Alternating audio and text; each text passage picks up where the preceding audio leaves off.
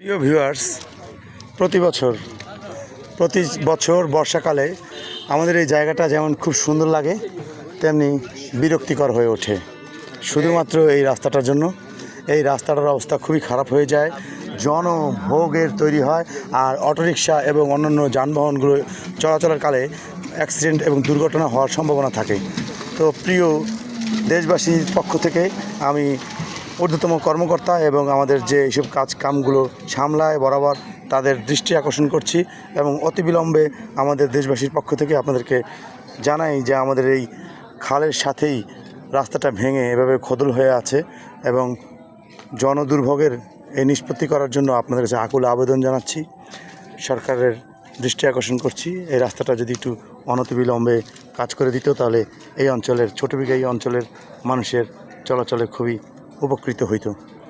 প্রিয় দেশবাসীর পক্ষ থেকে আমি আপনাদের সরকারকে জানাই, আন্তরিকভাবে দৃষ্টি আকর্ষণ করছি। দেখেন কি সুন্দর, এই ব্রিজের পাশেই আমাদের এই জায়গাটা। আজ কি অবস্থা, গাড়িগুলো আসলে রিক্সা চলাচলের সময় কি একটা দুর্ভাগ্য। ডান পাশে একটা নদী বয়ে যাচ্ছে, কি সৌন্দর্য, কিন্তু রাস্তাটার জন্য খুবই খারাপ। এখানে মাটি ফেলা উচিত, রাস্তাটা চওড়া করা উচিত।